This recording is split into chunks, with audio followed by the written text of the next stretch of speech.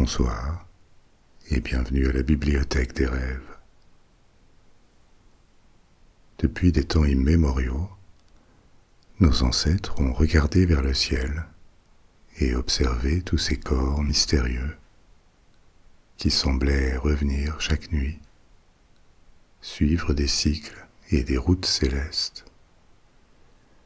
Il y avait des groupes d'étoiles qui paraissaient voyager ensemble et qui revenaient à la même position chaque année. Le soleil, qui se levait chaque matin et se couchait chaque soir. La lune, qui suivait son propre cycle tous les 28 jours. Et encore d'autres corps, comme des planètes ou des comètes. Mais qu'est-ce que c'était que ces choses dans le ciel ? Peut-être des êtres brillants qui vivaient dans un monde inaccessible, ou alors un dôme céleste incrusté de pierres brillantes. Et pourquoi est-ce qu'il bougeait ? On observa aussi que les cycles de ces objets dans le ciel correspondaient aux saisons et à leur changement de température ou de précipitation. Est-ce que ça voulait dire que ce qu'il se passait sur Terre se reflétait dans le ciel ? Ou plutôt l'inverse, que le mouvement de ces corps déterminait ce qui arrivait chez nous ? C'est sans doute ce type d'observation et de questions qui ont été à l'origine de l'astronomie, l'étude des objets célestes, et de l'astrologie, la tentative pour discerner, prédire ce qui allait advenir dans les affaires humaines et terrestres en fonction de la position des objets célestes. On va d'ailleurs voir que dans la plupart des cultures autour du monde, astronomie et astrologie n'étaient pas formellement séparées, du moins pas jusqu'au XVIIe siècle pour ce qui est de l'Occident, quand de grandes percées en astronomie ont complètement bouleversé la conception du cosmos. À cette époque, on réalise que la Terre n'est pas le centre de l'univers, ni même le Soleil, et que tous ces astres qui semblaient voler autour de nous étaient d'autres corps comme la Terre, qui suivaient leur propre course dans l'espace. Avec l'émergence de la méthode scientifique et toutes ces découvertes qui permettent de décrire l'univers, l'astronomie finit par répudier l'astrologie. Mais l'astrologie n'en meurt pas pour autant. Elle s'adapte et elle reste une pratique ésotérique assez prisée, même si on ne l'appelle plus science et qu'elle fait appel à des croyances non démontrées scientifiquement ou rationnellement. Indéniablement, elle a un certain attrait populaire parce qu'elle reste présente et elle a même connu une résurgence depuis le XXe siècle dans les médias ou sur les réseaux sociaux sous une forme qui mélange un peu ésotérisme et distraction, comme quelque chose de ludique. C'est de ça dont je vais vous parler ce soir. Pas de savoir si l'astrologie fonctionne ou pas, mais de ce qu'on peut en dire d'un point de vue historique et culturel. Quelles ont été et sont encore les formes d'astrologie ?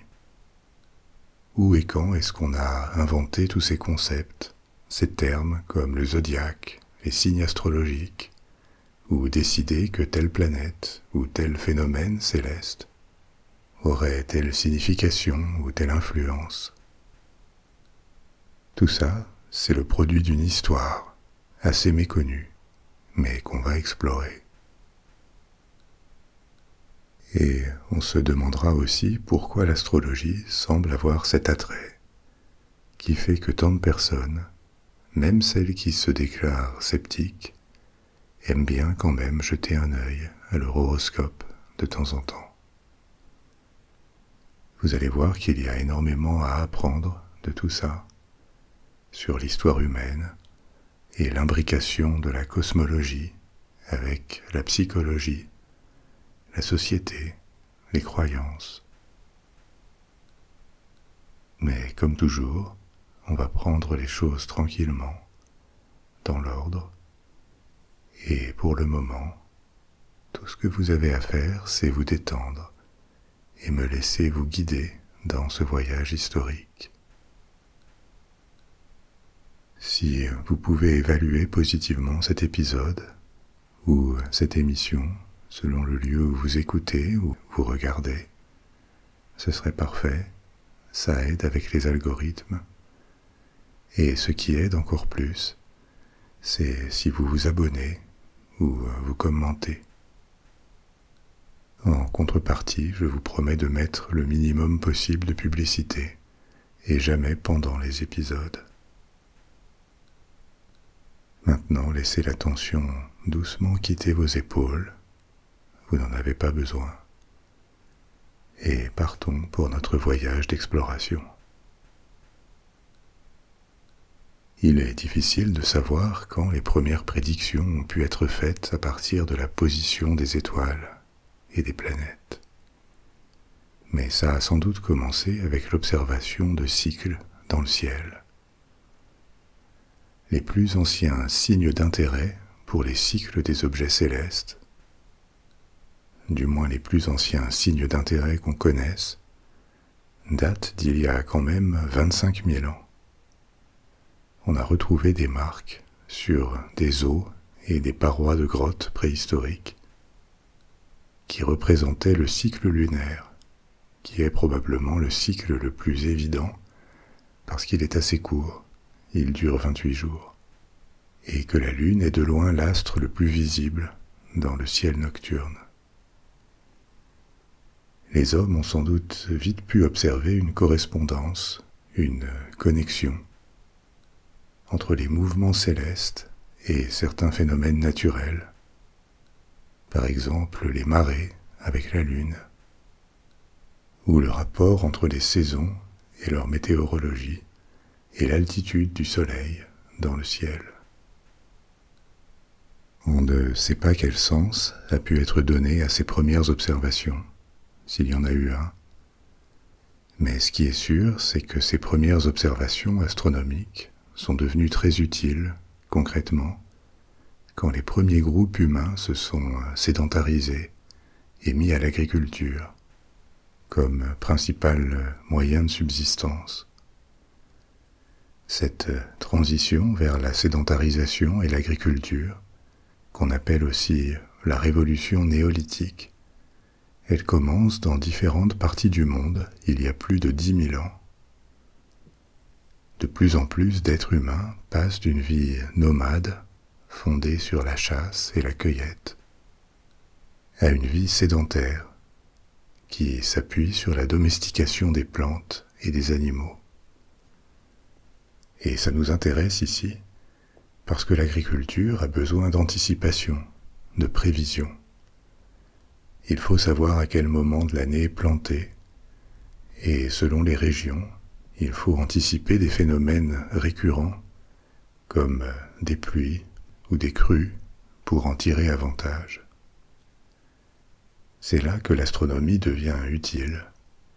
Les constellations d'étoiles suivent des cycles, des parcours annuels dans le ciel, et elles peuvent servir comme annonces, comme balises de différents phénomènes, comme des crues annuelles qui viendront irriguer et fertiliser des terres.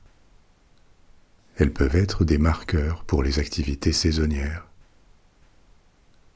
Au IIIe millénaire avant Jésus-Christ, quand des civilisations urbaines ont commencé à apparaître, elles ont déjà développé une bonne connaissance des cycles célestes, de tout ce qui est visible à l'œil nu dans le ciel. Et elles ont aussi établi les correspondances entre ces cycles et les saisons, les années, et elles savent ce qu'il faut anticiper comme température ou précipitation en fonction de l'état du ciel.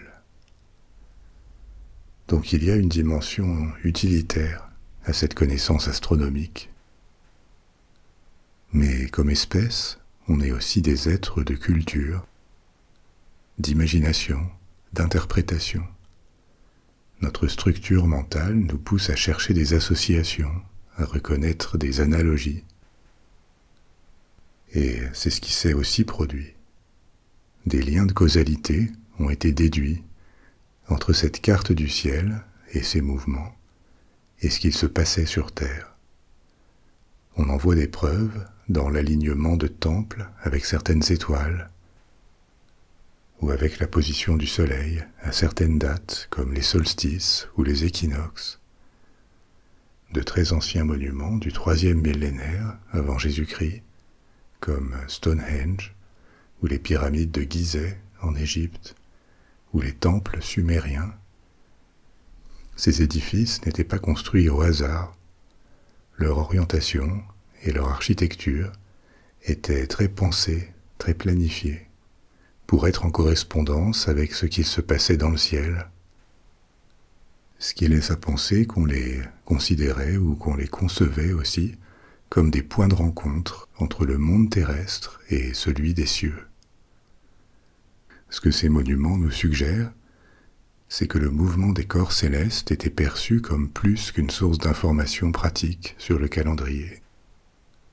On lui prêtait aussi un sens. Préciser quel était ce sens est beaucoup plus compliqué pour les premières civilisations. On ne peut que spéculer quand on n'a pas de documents qui expliquent leur vision ou leur croyance sur le monde céleste. Mais en tout cas, la connexion entre des phénomènes terrestres comme les saisons et ce qu'il se passait au même moment dans le ciel était évidente pour eux.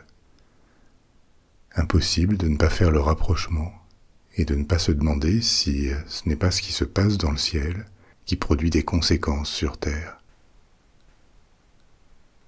C'est sans doute pour cette raison que, spontanément, des croyances astrologiques sont apparues dans différentes cultures autour du monde, sans qu'elles soient forcément en contact.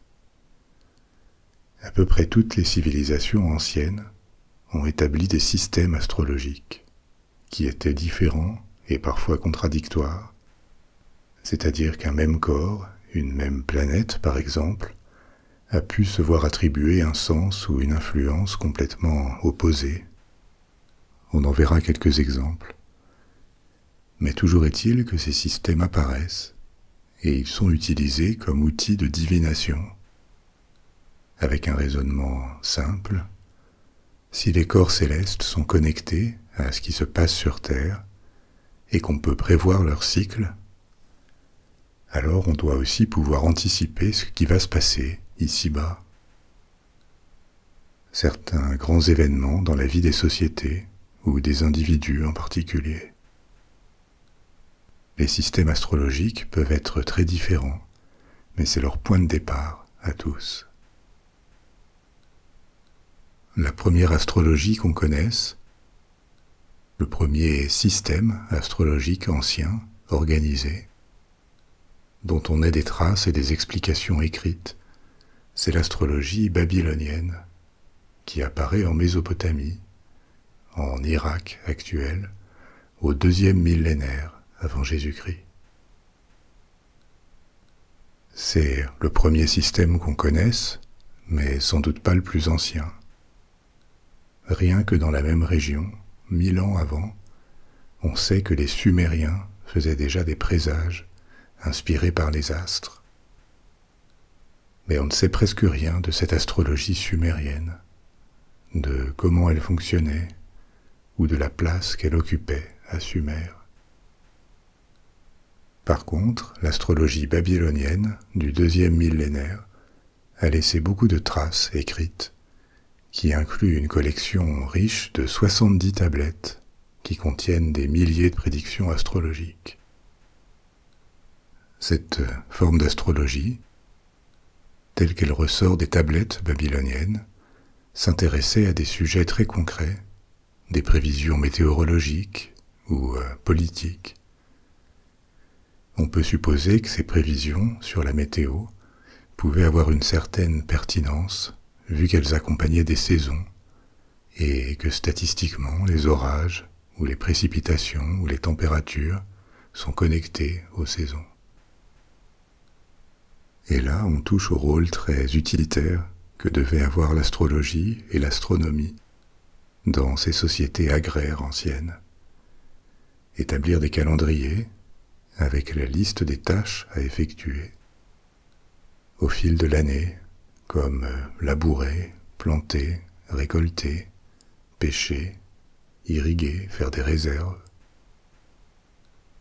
Et ce qui apparaît donc, c'est que la distinction entre astrologie et établissement des calendriers annuels n'était pas évidente.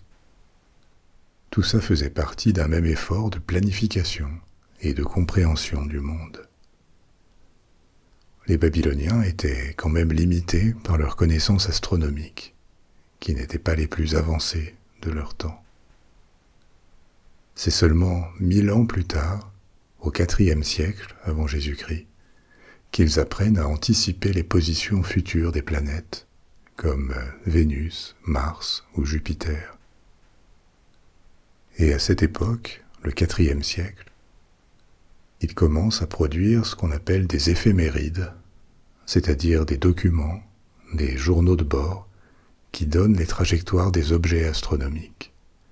Où est-ce qu'ils seront à telle date? Comment évoluera la carte du ciel? Ces éphémérides étaient cruciaux pour faire des prédictions astrologiques, pour savoir où était telle planète quand une personne était née, par exemple, et où elle serait dans le futur. On pense que les Babyloniens associaient les planètes avec leurs dieux, et qu'ils voyaient l'astrologie liée aux planètes comme un moyen de comprendre ou d'anticiper ce que les forces divines voulaient d'eux, pour leur plaire ou les apaiser.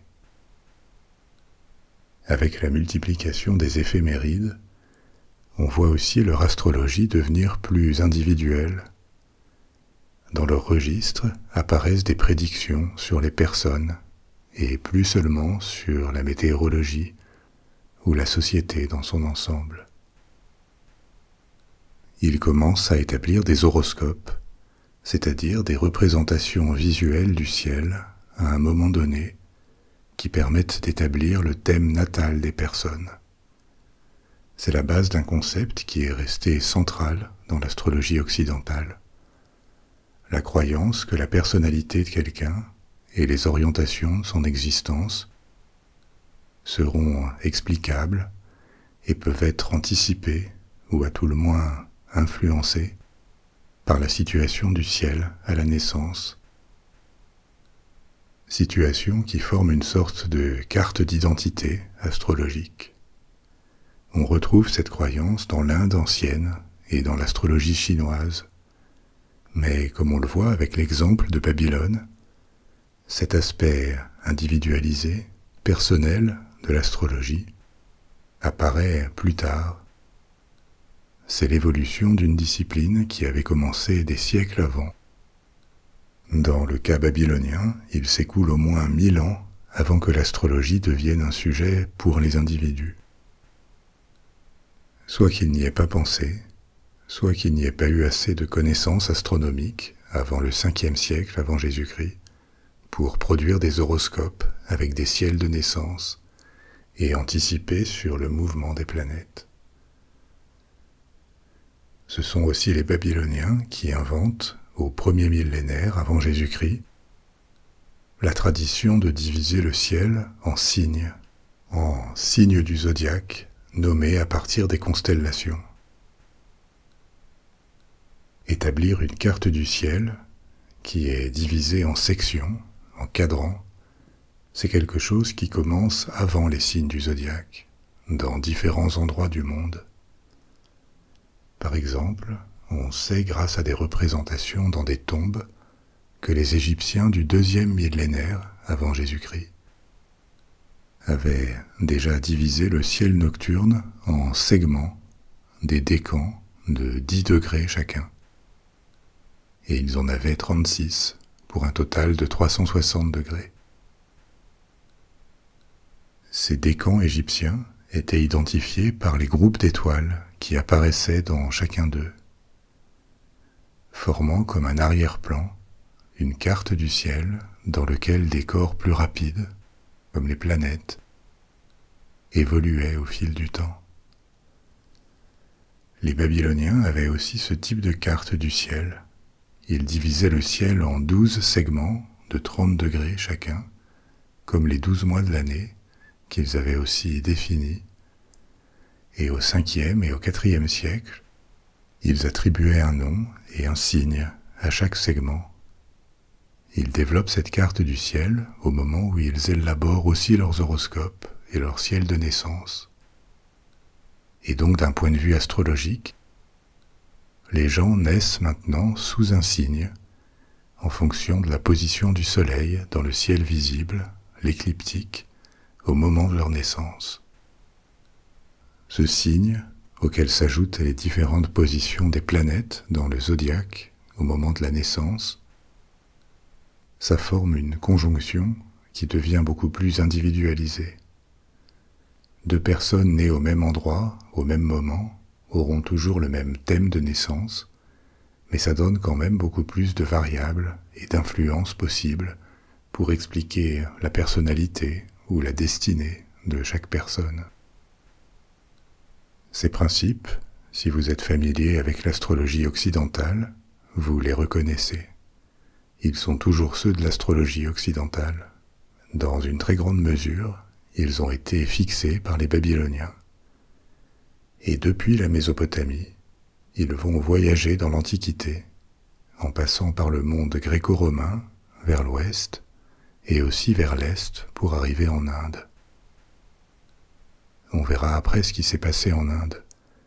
Mais pour le moment, intéressons-nous à ce qu'il est advenu en Méditerranée, notamment en Égypte et dans l'Empire romain, où ces principes de l'astrologie babylonienne vont se diffuser. À la fin du VIe siècle avant Jésus-Christ, les Babyloniens conquièrent l'Égypte. L'Égypte à l'époque n'est plus la grande puissance indépendante et stable qu'elle a longtemps été. Ses jours de gloire sont derrière elle. Mais elle reste quand même un grand centre de population et de richesse. Sa culture millénaire est toujours là aussi, et elle comprend une longue tradition astrologique. On ne sait pas bien comment l'astrologie égyptienne fonctionnait. Ça n'était pas une pratique centrale dans la culture égyptienne. Mais les Égyptiens avaient établi leur carte du ciel avec ses sections, ses décans, et l'astrologie était utilisée comme pratique divinatoire, par exemple avant des batailles ou pour nommer les nouveau-nés dans l'aristocratie, on consultait des astrologues. Même si elle ne dure pas très longtemps, cette occupation babylonienne va influencer l'astrologie égyptienne. Par exemple, la pratique des signes zodiacaux s'installe en Égypte. 200 ans plus tard, l'Égypte a changé de main et elle est devenue une province de la Perse quand Alexandre le Grand l'envahit à son tour. Et encore plus qu'avant, l'Égypte devient un carrefour culturel avec toutes ses influences accumulées, égyptiennes, babyloniennes, perses et maintenant grecques.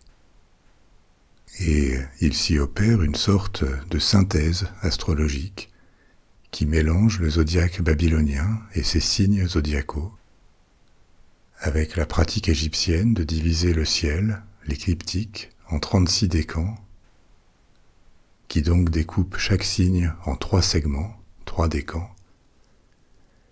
Et à ça s'ajoute la signification que les Grecs ont donnée aux planètes qu'ils connaissent. C'est là que sont définitivement posées les bases de l'astrologie occidentale. Au IIe siècle après Jésus-Christ, elles sont synthétisées par un érudit, Claude Ptolémée, qui était à la fois mathématicien, astronome, géographe et astrologue. Il rédige un livre qui est appelé le Tétrabiblos, qui était écrit en grec et qui sera plus tard traduit en arabe, ce qui assurera sa préservation. Au Moyen-Âge, des siècles après sa rédaction, il est retraduit de l'arabe au latin et il devient le grand livre de référence des astrologues européens, leur Bible si on veut. Et c'est comme ça que ce processus d'élaboration et de transmission, qui a commencé à Babylone et en Égypte il y a plus de 2500 ans, nous est parvenu. Comme dans beaucoup de domaines, culturels et intellectuels, la Grèce antique influence Rome. Et déjà au 1er siècle de notre ère, le type d'astrologie qui domine autour de la Méditerranée, dans l'Empire romain, est ce mélange, cette synthèse de croyances babyloniennes, égyptiennes et grecques. Il y avait quand même des différences avec l'horoscope que vous trouvez sur Internet ou dans les journaux. Déjà, il y avait moins de planètes, puisque ça s'arrêtait à Saturne. Il y en a 5 en plus de la Terre. On n'a pas découvert Uranus et Neptune. Les calculs de position des planètes étaient aussi assez imprécis par rapport à aujourd'hui. Mais sinon, on a déjà le concept de signe zodiacal, nommé d'après les constellations, la croyance que le lieu et la date de naissance déterminent le profil astrologique de quelqu'un, puisqu'il dépend des positions des astres. Tout ça est déjà en place. Ça ne veut pas dire que tout le monde y croit. Autant les Grecs que les Romains ont une vision assez ambivalente de l'astrologie. Elle était populaire, comme d'autres pratiques de divination, sans doute pas autant que les oracles, auxquels notamment les Grecs faisaient appel. Mais pour les couches populaires de la population qui n'avaient pas accès aux oracles ou aux devins, l'astrologie pouvait fonctionner comme un substitut. Elle était quand même susceptible de toucher toutes les classes sociales, et certains empereurs romains ont consulté des astrologues pour obtenir des conseils. Maintenant, ça ne veut pas dire que l'astrologie était parfaitement acceptée. Elle faisait aussi l'objet de critiques à l'époque. Déjà des critiques parce qu'elle restait vue comme une pratique étrangère, en particulier par les Romains. Ils savaient qu'elle venait de l'Orient, de l'Est, que ça n'était pas une pratique authentiquement romaine. Et dans l'élite romaine, il y avait toujours un courant préoccupé par le risque de contamination ou de déclin de la romanité, de la culture romaine, à cause d'influences extérieures.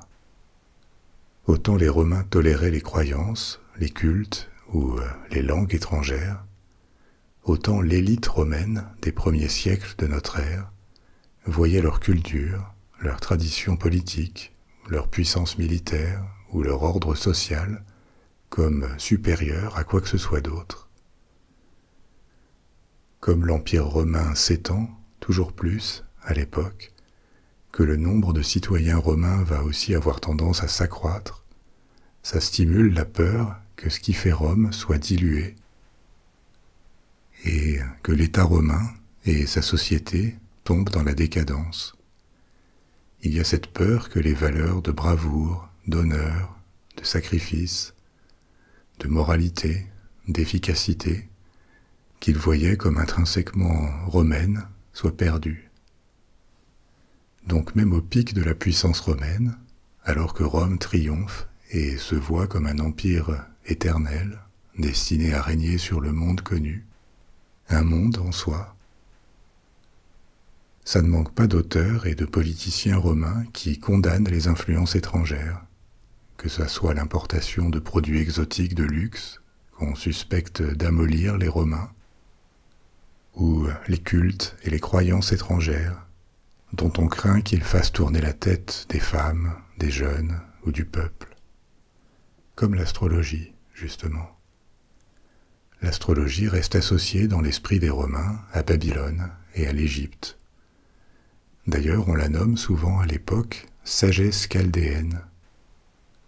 La Chaldée, c'est le nom donné à Babylone, plutôt à la Mésopotamie en général.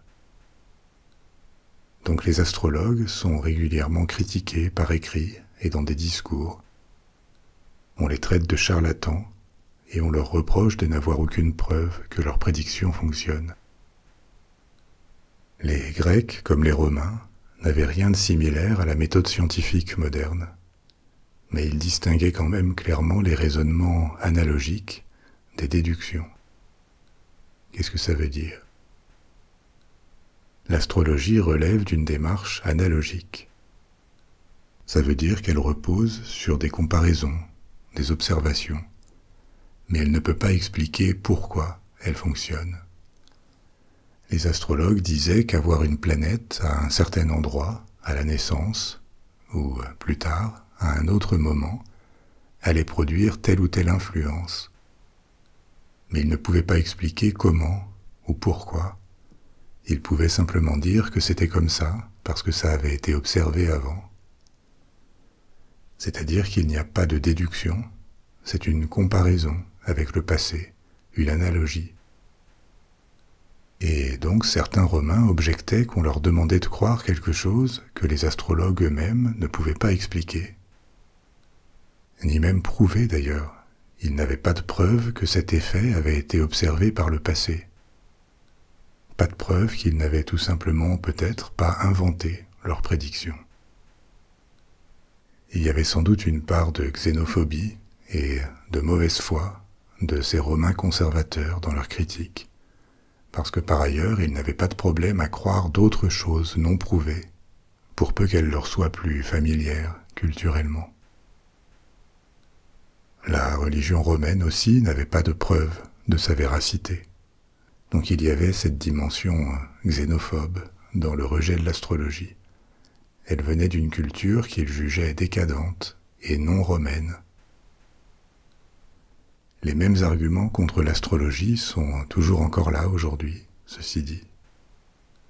L'astrologie a été sortie du champ des sciences quand la méthode scientifique est apparue, parce qu'elle ne peut pas expliquer comment et pourquoi elle fonctionnerait. Et elle n'a jamais pu se valider avec des études statistiques qui montreraient que ces prédictions sont statistiquement vérifiées, ou plus pertinentes que des prédictions faites au hasard. Donc ce qu'on appelle raisonnement ou démarche analogique, c'est le fait de croire qu'une certaine observation de quelque chose produit un certain effet, mais sans comprendre ou savoir en quoi les deux sont connectés. C'est de ce type d'approche analogique que les superstitions sont faites. Par exemple, un raisonnement analogique, c'est d'observer qu'il a plu les 3 derniers vendredis et d'en déduire que les vendredis attirent la pluie. Dit comme ça paraît assez naïf, mais avant de porter ce genre de jugement, il est quand même bon d'avoir en tête que les analogies jouent un très grand rôle dans le processus de la pensée humaine. C'est parce qu'on fait ce genre de comparaison et qu'on fabrique des associations entre les observations qu'on peut élaborer des hypothèses. Et ça nous aide constamment dans la vie quotidienne à nous sortir de plein de situations sans comprendre forcément comment elles fonctionnent. On a besoin d'analogies. Par exemple, une autre, c'est de constater que quand il y a de gros nuages noirs, ensuite il pleut. Ça, c'est une analogie féconde, la première étape pour s'interroger et finir par comprendre d'où vient la pluie. C'est aussi une analogie utile, parce que même sans comprendre le lien entre les nuages noirs et la pluie, nos ancêtres savaient anticiper qu'il fallait s'abriter, et effectivement, c'était utile.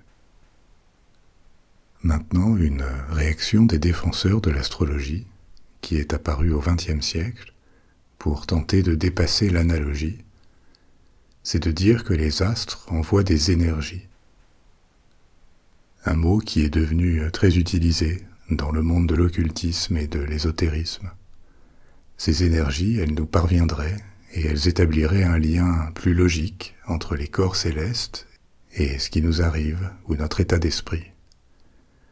Ce concept d'énergie, entre guillemets, introduit une causalité apparente, mais peut-être pas de façon très convaincante, parce que cette énergie n'est jamais définie. En termes scientifiques, l'énergie, c'est une grandeur qui permet d'effectuer un travail. C'est un déplacement, c'est de la chaleur, c'est un rayonnement. Donc l'énergie est quelque chose qui est défini et mesuré. là, cette supposée énergie ésotérique serait immatérielle, comme une façon de parler d'influence avec un terme qui paraisse plus scientifique ou tangible. Mais le fait de remplacer un mot par un autre, ça ne définit pas quelque chose. Et ce terme d'énergie reste purement conceptuel. Personne n'a jamais expliqué ou mesuré en quoi consisterait cette énergie, ou pourquoi l'astrologie serait capable de l'anticiper.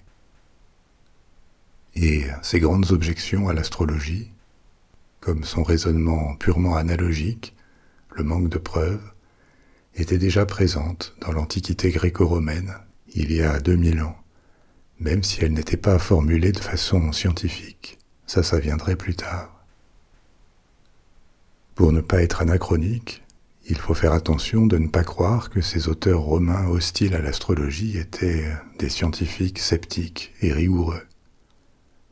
La plupart d'entre eux, comme par exemple Cicéron, mais il y en a d'autres, étaient viscéralement opposés à l'astrologie parce qu'elle était une pratique étrangère, avant tout, venue d'un Orient décadent, selon eux. Ça n'est pas par amour de la science et de la logique que cette critique était animée. Par ailleurs, ces mêmes auteurs défendaient des traditions et des croyances qui n'étaient pas plus démontrées que l'astrologie. Mais malgré ce discours, qui était limité à quelques élites, en réalité l'astrologie à l'époque se porte bien dans toutes les classes sociales du monde romain. Souvenez-vous aussi qu'à l'époque, astronomie et astrologie ne sont pas formellement séparées.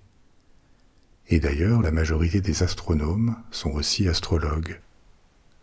Et ça nous dit que dans la société, il n'y avait pas de rejet puissant de cette pratique, y compris dans le monde érudit et éduqué. C'est comme pour l'alchimie et la chimie. L'alchimie était un ancêtre ésotérique de la chimie scientifique. Et de la même manière, astronomie et astrologie marchent ensemble à l'époque. Et aussi, elles sont stimulées l'une par l'autre. La demande d'astrologie motive à améliorer les calculs du mouvement des corps célestes, à en chercher d'autres dans le ciel. Et elle stimule aussi l'élaboration de théories sur la nature du cosmos et ce mystérieux dôme céleste au-dessus de nos têtes. En ce sens, l'astrologie a porté beaucoup de fruits. Elle a été un aiguillon pour l'astronomie et la cosmologie. La séparation entre astronomie et astrologie, y compris dans les universités, va s'opérer à partir du début de l'époque moderne, à partir de la Renaissance. Et elle va être provoquée d'une part par l'émergence de la méthode scientifique, qui demande des preuves, et d'autre part par la réalisation que la Terre n'est pas le centre du monde, que c'est une planète, elle aussi. Et donc que toute la représentation antique et médiévale, qui décrivait l'univers avec la Terre en son centre, et les astres perchés sur des sphères autour, que ce soit le Soleil, les étoiles ou les planètes, une représentation que l'astrologie antique avait complètement embrassée et dont elle dépendait, on va se rendre compte que cette représentation est inexacte. Ça porte un grand coup à la crédibilité de l'astrologie, et pour les astronomes, elle devient de plus en plus une superstition entre le XVIIe et le XVIIIe siècle, ce qui va conduire à son expulsion du champ scientifique. On va revenir sur ce qui s'est passé à l'époque moderne. Mais avant, je vous propose un petit tour par l'Amérique et l'Asie pour voir comment d'autres systèmes astrologiques se sont formés, en Chine, en Inde ou en Mésoamérique. Alors que tous ces développements apparaissaient au Moyen-Orient et dans le monde méditerranéen, une autre région du monde où astronomie et astrologie occupaient une place importante, c'était la Chine. L'astrologie chinoise s'élabore au premier millénaire avant Jésus-Christ, à peu près en même temps que cette synthèse entre l'astrologie babylonienne, égyptienne et grecque. Mais ces principes fondateurs, en Chine, sont assez différents. Déjà parce que l'astrologie chinoise est baignée par des principes et des croyances propres à la culture chinoise.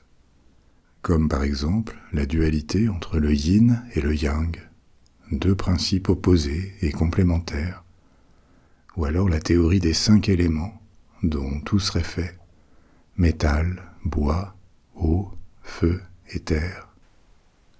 À l'époque, les Chinois associaient les planètes qu'ils connaissaient non pas à des divinités comme les Grecs, mais à des éléments. La planète Vénus était celle du métal, Jupiter le bois, Mercure l'eau, Mars le feu et Saturne la terre. L'astrologie chinoise était aussi fondée sur une carte du ciel avec des constellations, mais des constellations différentes. Et il n'y avait pas de signes zodiacaux qui divisent l'année en 12 segments temporels. Au lieu de ça, les astronomes chinois avaient divisé les cycles célestes en 12 sections également, mais qui suivaient l'orbite de Jupiter. Jupiter met à peu près 12 ans à faire le tour du Soleil. C'est pour ça que les 12 signes chinois sont associés à des années. Et comme vous le savez, ils sont différents des signes occidentaux, dragon, tigre, cheval, singe, etc. Donc le système astrologique chinois est différent, mais il remplissait à l'époque les mêmes fonctions que son équivalent occidental. Une divination générale sur l'ensemble de la société et les grands événements qui devraient la traverser, l'affecter, comme cette astrologie babylonienne du premier millénaire avant Jésus-Christ, jusqu'à une astrologie personnalisée avec des thèmes de naissance pour les individus qui s'appuie sur cette croyance que les personnalités et les destins individuels seront influencés par la position des principales planètes à la naissance, en rapport avec celle du Soleil, de la Lune et le signe déterminé par l'année de naissance. Cette idée de diviser le ciel en segments, c'est quelque chose qui est apparu spontanément autour du monde, dans des cultures très distantes et sans contact entre elles. Récemment, dans un épisode, je vous ai parlé de la civilisation des Mayas et de la Mésoamérique en général, une région qui se caractérisait par une connaissance astronomique très avancée pour son époque. Les Mayas, les Olmèques, les Toltèques, les Mexicas, les Aztèques, avaient tous acquis une connaissance détaillée des astres et des cycles célestes.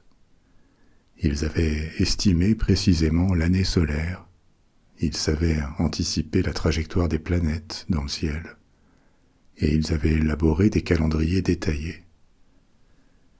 Si on prend les Mayas comme exemple, ils avaient un calendrier solaire de 360 jours, qu'ils utilisaient pour l'agriculture et les fonctions administratives, mais aussi un autre calendrier religieux ou rituel, qui lui faisait 260 jours et qui contenait le cycle de leurs rituels, des cérémonies et des offrandes à faire aux dieux.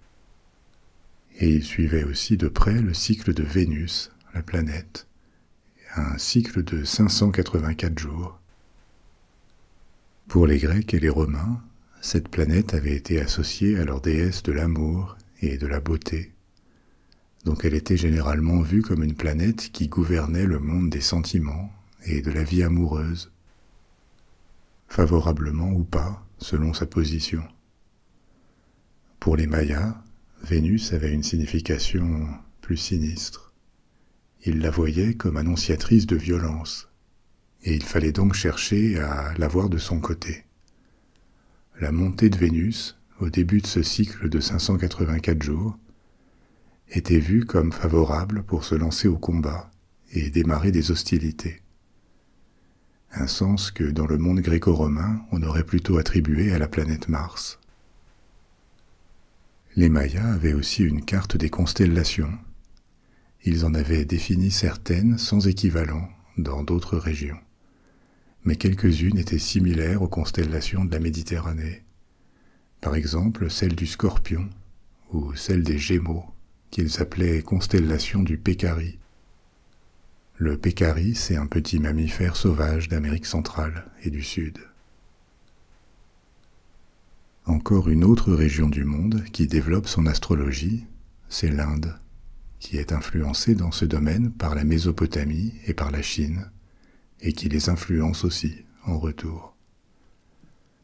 L'Inde ancienne, c'est un autre lieu d'excellence astronomique, et la tradition astrologique indienne va s'appuyer sur cette connaissance.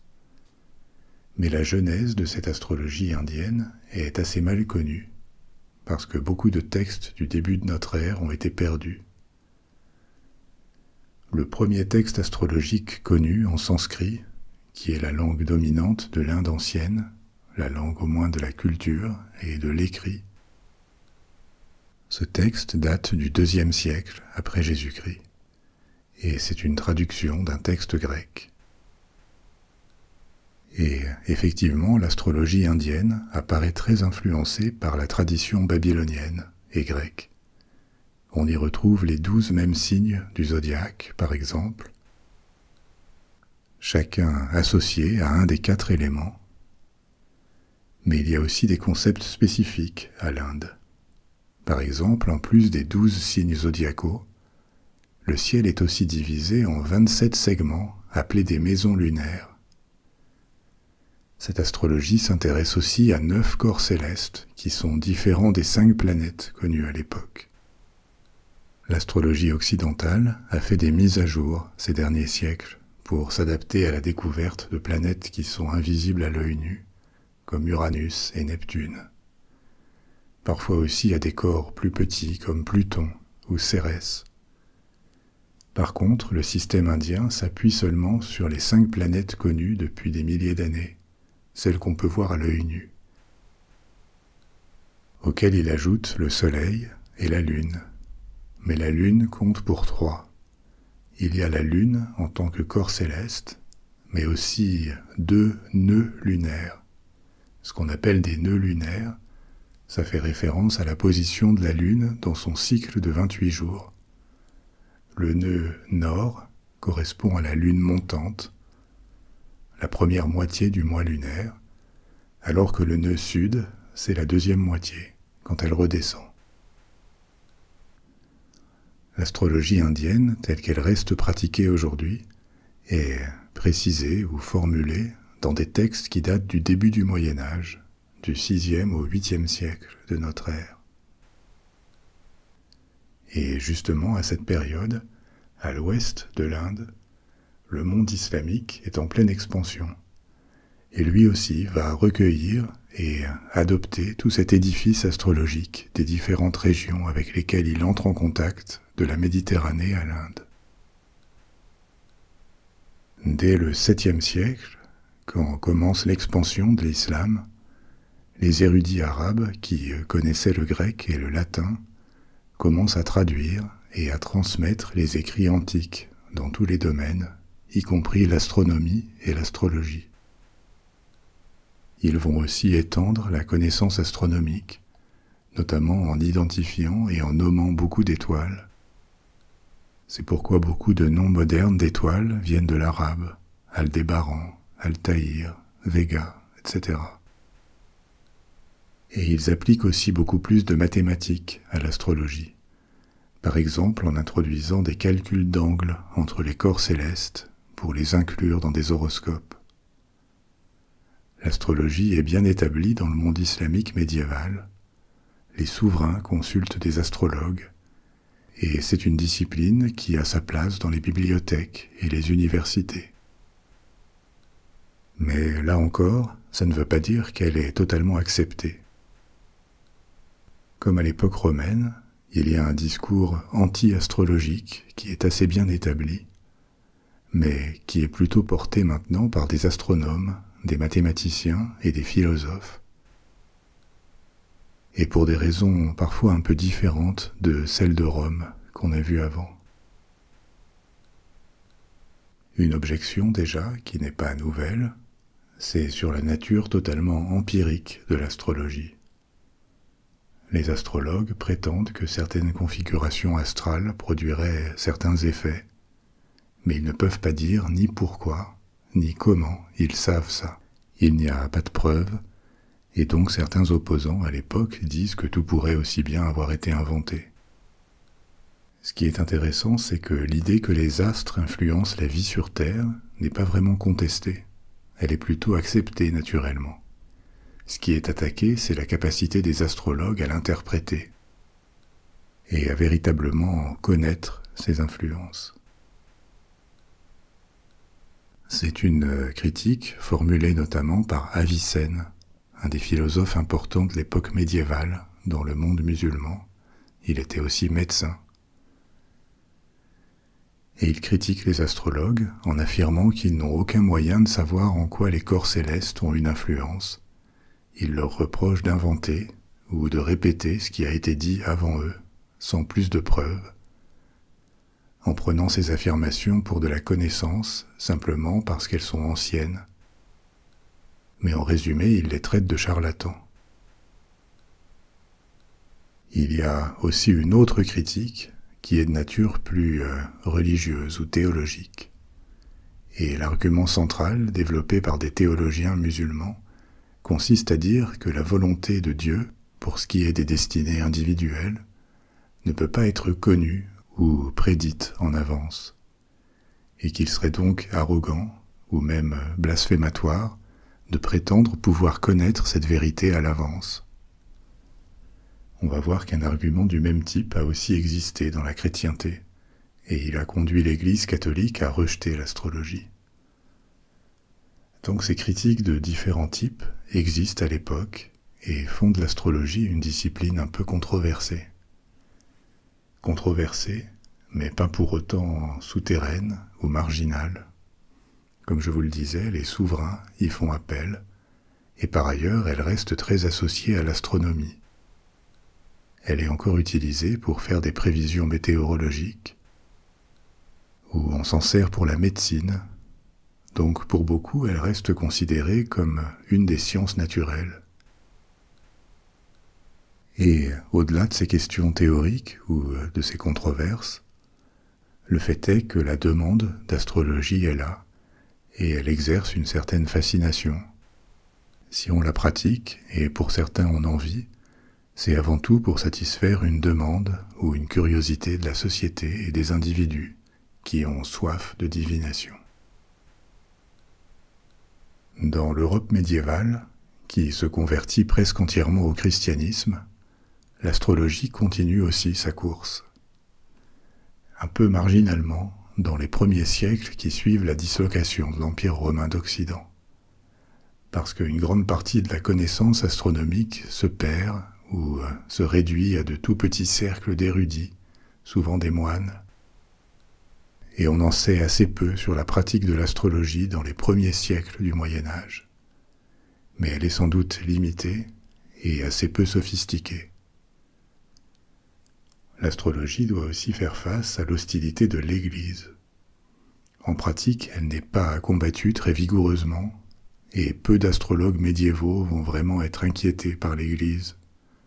Tant qu'ils restent discrets, ils sont tolérés.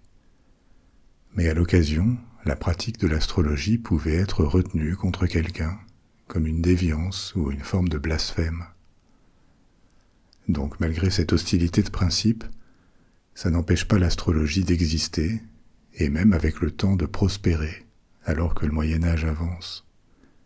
Au XIIe et XIIIe siècle, des textes sont traduits de l'arabe, des traités grecs anciens, ou les écrits de différents astrologues arabes, et pas seulement dans ce domaine d'ailleurs.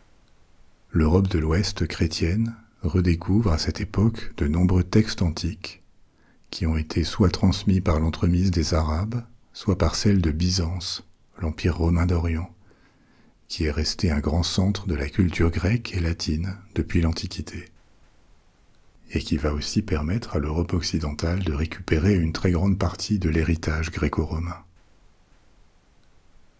Alors, assez naturellement, quand les premières universités européennes commencent à ouvrir à partir du Xe siècle, l'astrologie, qui est toujours associée à l'astronomie, y fait son entrée, aux côtés d'autres disciplines des universités médiévales, comme l'arithmétique, la rhétorique ou la théologie. Et on a plein de signes de la présence de l'astrologie dans la culture médiévale, qui vont des classes éduquées jusqu'au milieu populaire. Par exemple, les écrivains et les enlumineurs médiévaux utilisent fréquemment le symbolisme astrologique, avec des signes du zodiaque ou les planètes qui jouent des rôles symboliques. La façon dont ils parlent d'astrologie semble impliquer que les lecteurs savent très bien de quoi il s'agit. Mais ça ne s'arrête pas au public érudit qui sait lire. On a par exemple conservé les archives d'un astrologue anglais du XVe siècle, Richard Trewithion, qui contiennent entre autres un carnet avec sa liste de clients. Et on y trouve des gens de toutes les classes sociales qui montrent que consulter un astrologue était une pratique assez répandue vers la fin du Moyen Âge. Un domaine dans lequel on attribue un rôle important à l'astrologie, à l'époque, c'est la médecine. Au XIIIe siècle, déjà, utiliser l'astrologie pour faire des diagnostics ou choisir des traitements est quelque chose de commun. Et pour devenir un médecin officiellement reconnu, avec un diplôme et avoir pignon sur rue, il faut savoir utiliser la position des planètes, des étoiles et de la Lune, dont on pense qu'elles sont importantes à l'époque. Dans le même ordre d'idées, dans les années 1500, dans beaucoup de pays européens, on ne pratique aucune procédure lourde, comme une opération chirurgicale par exemple, sans avoir vérifié la position de la Lune. Il fallait que ce genre d'acte soit fait au moment propice pour que le patient ait les bonnes influences célestes de son côté. Et le pic de cette astrologie européenne, c'est sans doute au XVIe siècle, pendant la Renaissance. Après le Moyen Âge, l'astrologie jouit d'un grand prestige qu'elle a reconquis. Elle arrive en ligne à peu près droite de l'Antiquité gréco-romaine, qui est devenue une référence à la Renaissance qu'on ne se permettrait pas de contester. Elle est associée à l'astronomie, ce qui lui donne un vernis scientifique, donc elle est plus prisée que jamais. À l'époque, quasiment tous les rois, les reines, les grands aristocrates, non seulement consultent des astrologues, mais peuvent avoir leur astrologue attitré.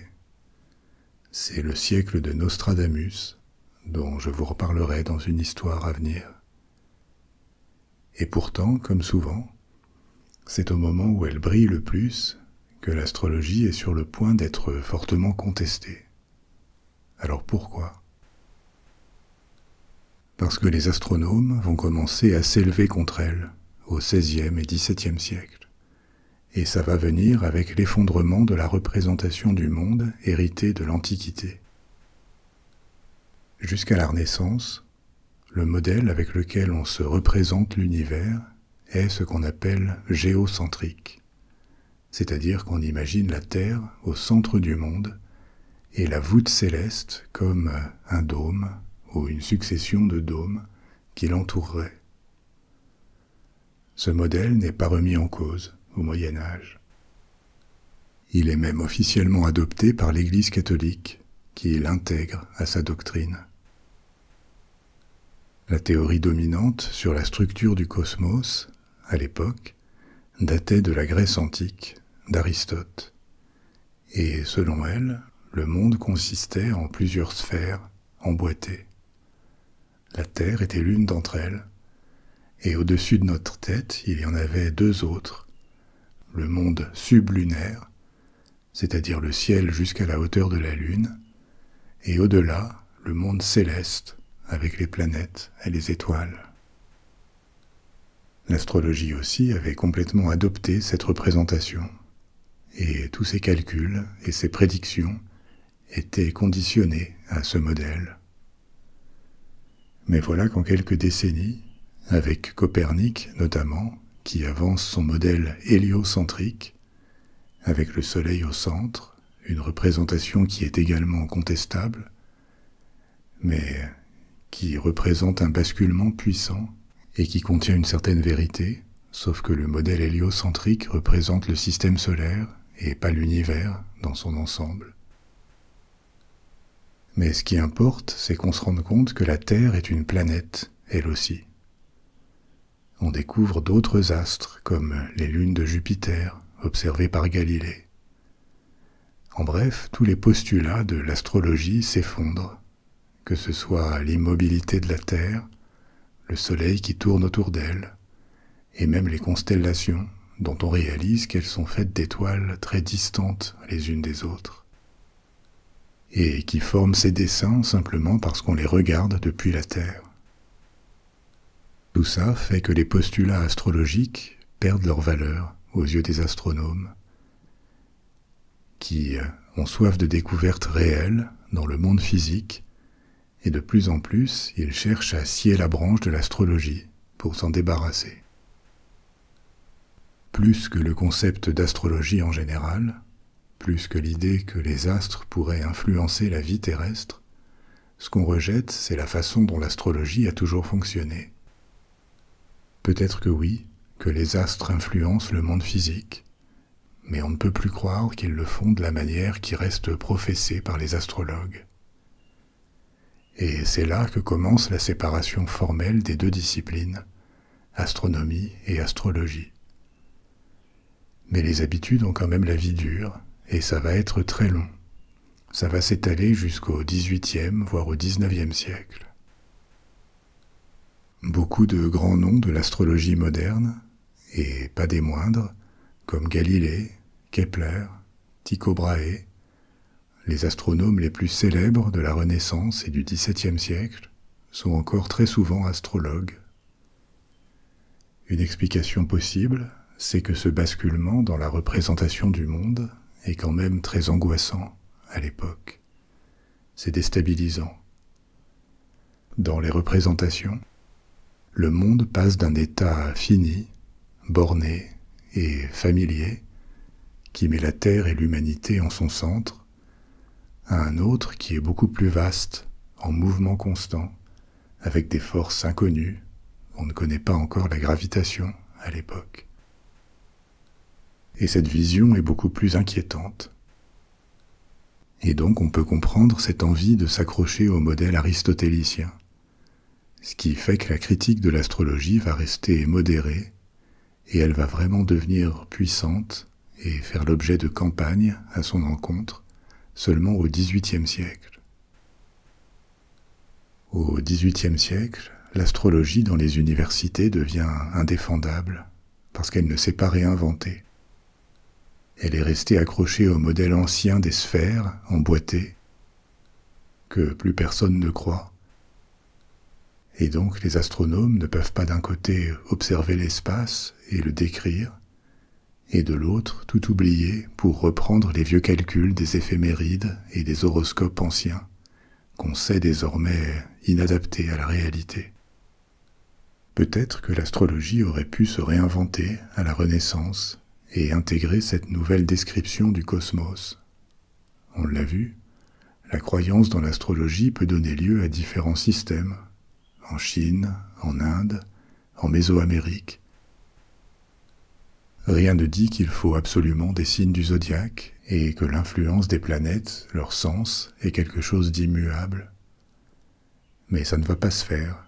L'astrologie ne va pas s'actualiser, ou alors seulement timidement, en intégrant à ses principes les nouvelles planètes découvertes comme Uranus au XVIIIe siècle, Neptune au XIXe et Pluton au XXe siècle.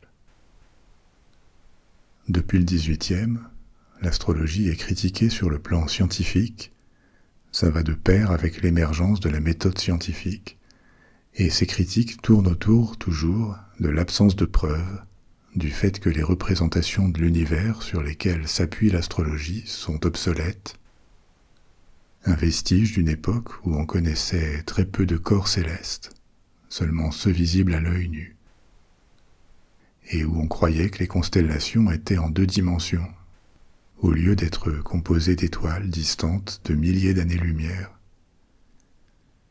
Pour toutes ces raisons, l'astrologie est expulsée du monde scientifique et des universités. Mais ça ne la fait pas disparaître pour autant. Au XIXe siècle, elle se fait assez discrète, avec assez peu de représentation dans les médias et la littérature. Pourtant, le XIXe siècle, c'est une période assez faste pour l'occultisme, pour tout ce qui est ésotérique, peut-être en réaction à la domination de la science qui désenchante le monde d'une certaine manière. Mais d'autres pratiques éclipsent l'astrologie, comme la voyance, le spiritisme, la cartomancie. Mais en fait, loin de disparaître, l'astrologie survit en sourdine, et au XXe siècle, elle renaît comme pratique populaire, avec notamment les horoscopes dans la presse et maintenant en ligne. Même si à notre époque les astrologues ne sont plus férus d'astronomie, en général ils ne savent plus calculer les positions des planètes eux-mêmes. Ils utilisent des éphémérides et des logiciels qui font ce travail, contrairement aux astrologues antiques et médiévaux. Mais le fait que l'astrologie survive, et même se porte si bien aujourd'hui, alors qu'on lui a coupé ses liens avec la science, semble suggérer que les raisons de son succès sont ailleurs que dans une image scientifique. Qu'est-ce qui fait que beaucoup de gens y croient, ou à tout le moins aiment s'amuser à consulter leur horoscope? C'est peut-être déjà parce que l'astrologie est rassurante. Elle nous situe dans un monde qui est fini, pas trop grand, avec un nombre limité de corps qui voyagent dans un ciel structuré par quelques constellations. Ça, c'est un monde qu'on peut s'approprier. Il est plus confortable, moins angoissant que les étendues infinies et glacées de l'espace, desquelles finalement on ne sait pas grand-chose. Et ça nous fait peut-être aussi oublier l'absurdité d'exister sur une boule qui voyage à des milliers de kilomètres/heure dans l'espace, perdue dans l'immensité d'une galaxie, parmi des milliards d'autres. L'astronomie moderne peut être fascinante, mais elle est aussi angoissante. Et on pourrait dire ça d'ailleurs aussi de beaucoup de champs de la science et de la technologie moderne. La tentation de chercher un refuge plus petit, plus familier, plus ancien, plus simple aussi, c'est quelque chose d'attirant dans l'astrologie. D'autant plus que l'astrologie est un système qui fabrique du sens. Il vient nous dire que ces choses qui paraissent nous arriver de façon aléatoire sont connectées. Ça aussi, c'est rassurant. Et en plus, le fait de se dire que des influences externes jouent sur nous, ça atténue aussi nos responsabilités. Ça permet de s'en remettre à autre chose qu'à nous-mêmes, dans une société moderne qui aurait plutôt tendance à nous responsabiliser de tout ce qui nous arrive. Ce point est un autre débat, c'est peut-être contestable, mais c'est vrai que l'individualisme contemporain nous place un certain poids sur les épaules, en nous responsabilisant de choses et de circonstances qui bien souvent semblent plutôt nous dépasser. L'astrologie vient soulager ce poids, en partie.